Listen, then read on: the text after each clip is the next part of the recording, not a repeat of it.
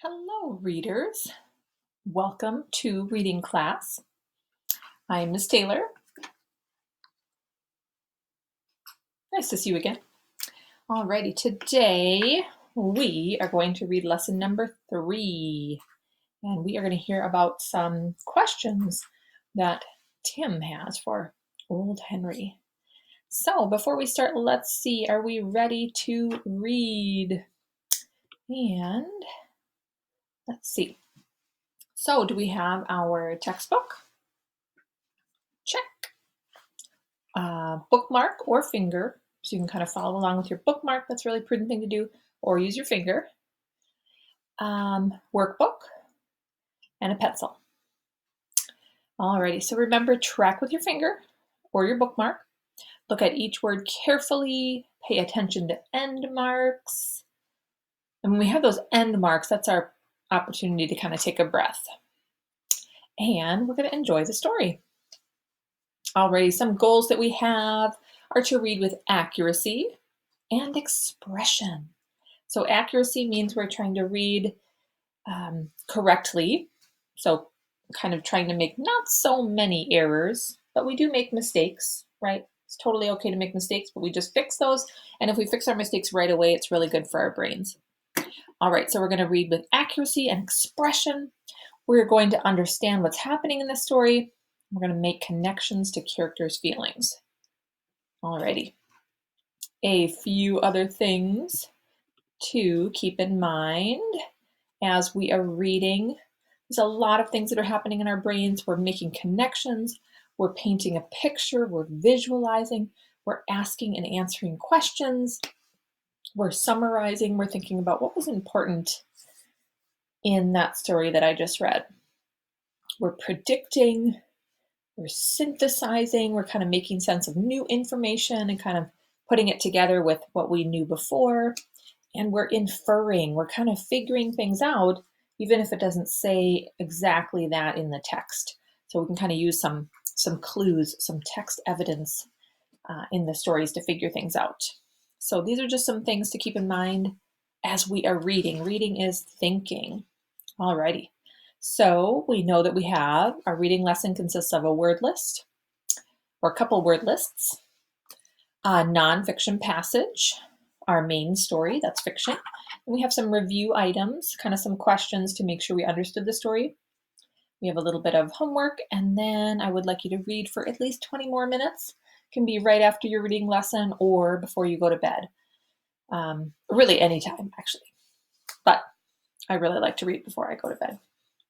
Alrighty, so lesson number 3, our nonfiction selection is called Directions on Maps. And our fiction part is Tim's questions. So we will hear about some questions that Tim has for Old Henry. So maybe you can kind of put yourself in Tim's spot, kind of his position, and think about, ooh, well, if I was a young goose with kind of a hurt leg or a leg where I couldn't run too fast on, and I met this older goose who was seemed very friendly, what kind of questions would I ask him? Alrighty. So let's take a look at our word list here. We are going to touch column 1. And word 1 is equator. What word? Nice job. So you say equator. The equator is a make-believe line that goes around the middle of the earth. The equator is the hottest part of the earth. Word 2 is flocks. What word? Nice job. Word 3 is breeze. What word? Word 4 is answers. What word? Word 5 is above. What word? And word 6 is flyers. What word? Nice job. Let's try that the quick way. So I'll point to me and then I'll point to you. So I'll say equator, flocks, breeze, answers, above, flyers. Nice job. Alrighty, let's take a look at column number 2. And in column 2, we have some underlined parts here. So in word 1, what's the underlined part? Glide. Nice job. And what's the whole word? Glided. Nice job. So when a bird glides, it goes through the air without flapping its wings. Glides. Glided. Sometimes we see eagles or hawks often glide through the air. They kind of soar through the air. All right. Let's see. Word 2, what's the underlined part? Sud. And the whole word? Sudden. Nice job. Word 3, underlined part? Drain. And the whole word? Draining. Nice job. Word 4, underlined part? And the whole word? And word 5, underlined part? And the whole word? Dived. All right. So you could say yesterday they dived into the water. Or you could also say dove. I think either one of those is correct. Alrighty, so there is our word list. Let's carry on to our nonfiction section. And this is about directions on maps. All right, so please follow along with me in your book, either with your finger or a bookmark. Directions on maps.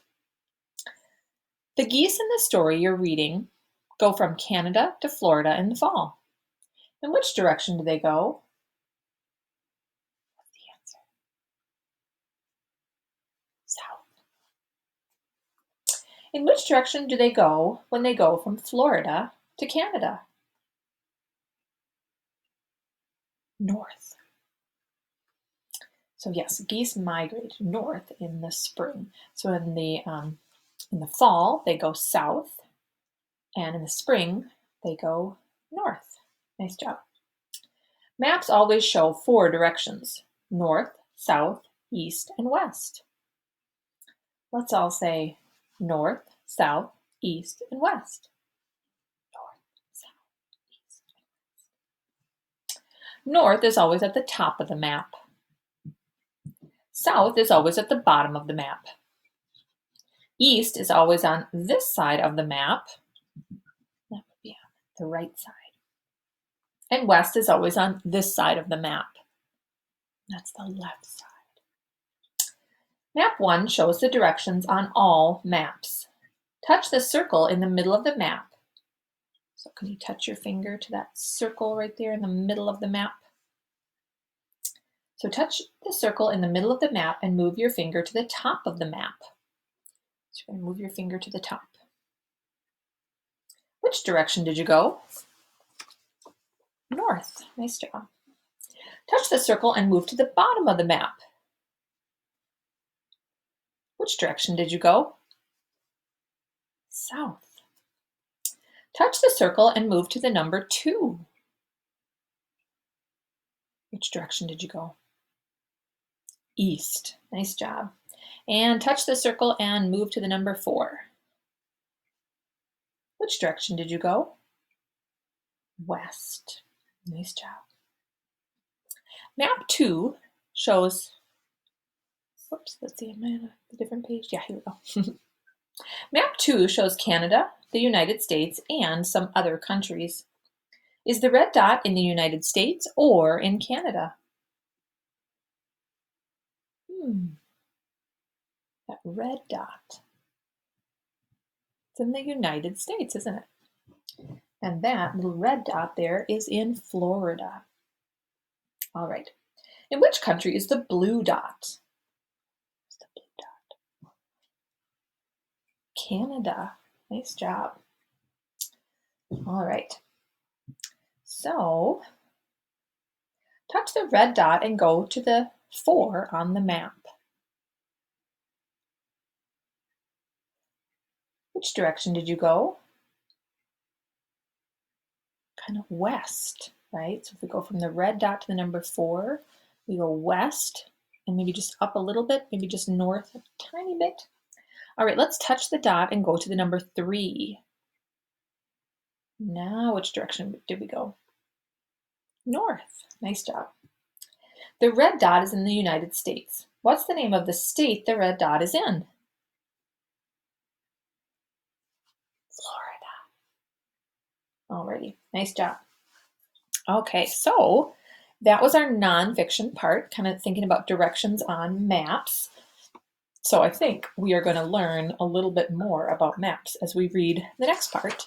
Our fiction section, our fiction passage is about Tim's questions.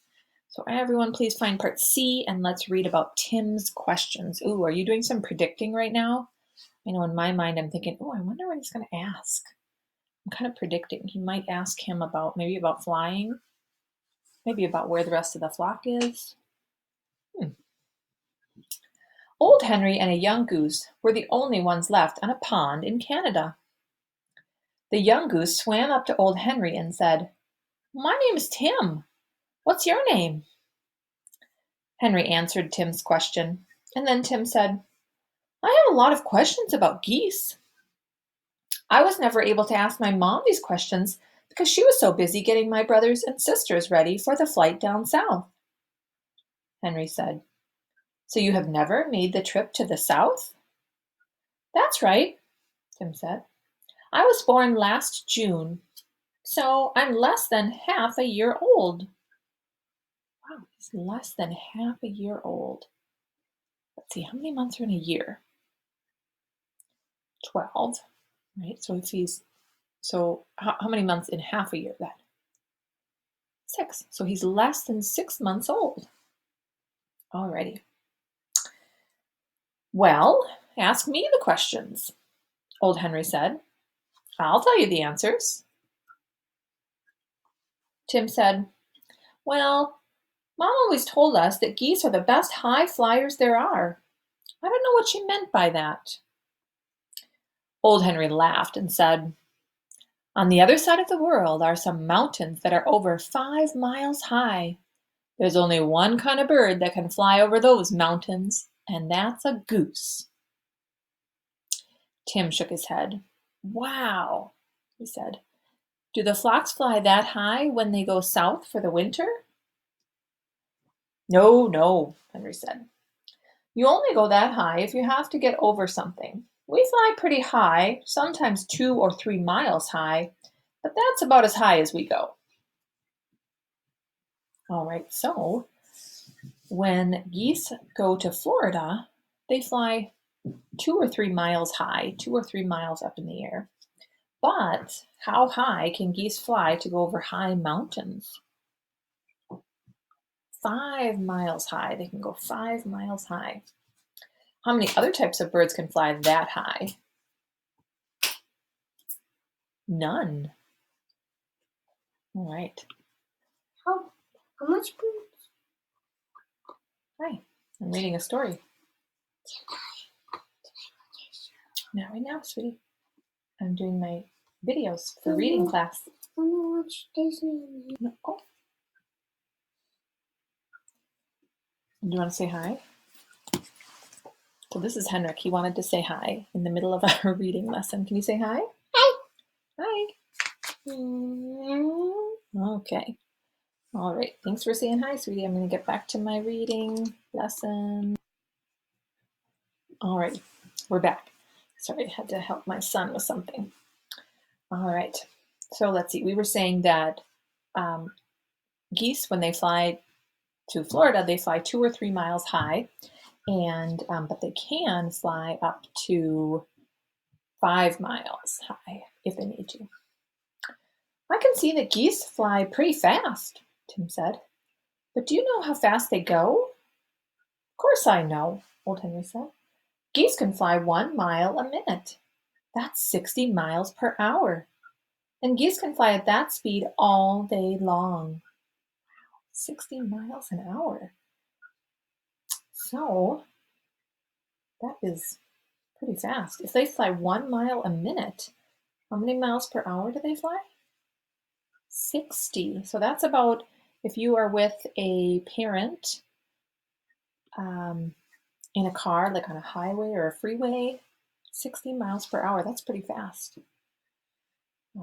That's like a car on a highway.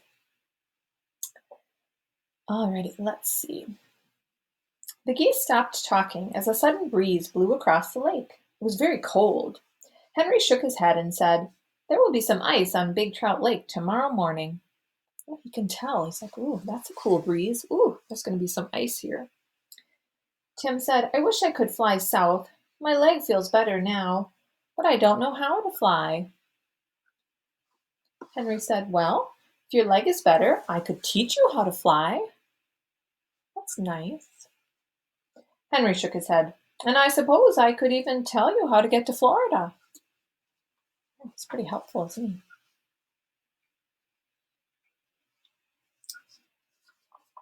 All right. So now let's pause for just a minute. Everyone, was Tim's leg still hurt? No. So his leg feels better now. So old Henry said that he could do two things for Tim. So he could think about what are two things he said he could do. Could teach him to fly, and he could tell him how to get to Florida. Oh, it's a very helpful goose, isn't he, old Henry? That would be great, Tim said. It would be even better if you would come with me and show me the way. He's like, "Thanks, but can you just come with me?" I think if it were me, I would want him to come with me too.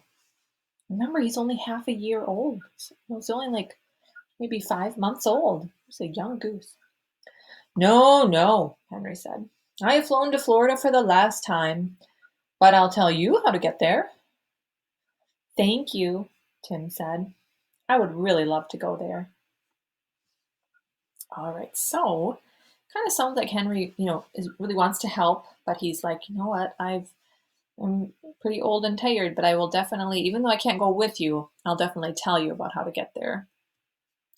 Alrighty, so what's next? You are going to reread the story on your own, and then you're going to answer the questions at the end of the story. Now, you don't need to write down the questions, but you should make sure that you know the answers to the questions. So, the questions at the end of our story, they're on page 10. It looks like this. On page 10, there we go. And these are the questions at the end of our story. So like I said, you don't have to write down the answers, but you should make sure you know the answers. So for example, number 1, what's the name of geese that are all white? Snow geese. Nice job. What's the name of geese that are gray and black and white? Canada geese. Nice job. Okay, so you should know the answers to these. And then I will also post kind of a little answer key so you can check your answers. And that way our brains get to know right away if we have the correct answer, if we need to kind of go back in our text and check and look again to make sure that we understand everything. And then you're going to do your workbook. And our workbook is right here for today. It's lesson 3, pages 5 and 6. And it looks like we get to draw some directions on the map. So north, north is at the top, south is at the bottom, west is on the left side, and right is over here. And one way that I remember this is it's like the word we, W-E. If you look at a map, west is always on the left, so it spells the word we. But I bet you know some other ways to remember directions on a map. Like perhaps, maybe you've heard, let's see, never eat soggy waffles, or some of those little phrases to help us remember directions on a map. So if you know any, share them with me in the comments. I would like to know how you remember directions on a map. Alrighty, have a fabulous rest of your day, second graders, and make sure you upload a picture of your workbook so I can check it. And I will see you again soon.